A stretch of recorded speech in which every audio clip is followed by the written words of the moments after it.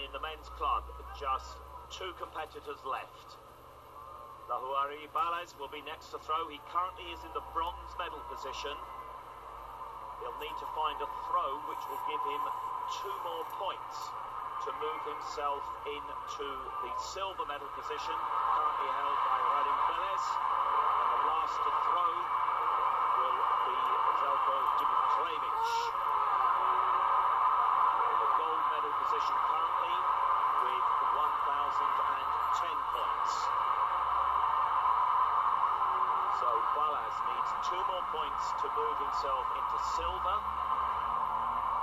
and at least 8 more points to move himself into the gold medal position. But Dimitrijevic would then have 3 throws to see if he could move himself back into that gold medal position. So a fascinating situation in this men's club as we come to the final 2 competitors.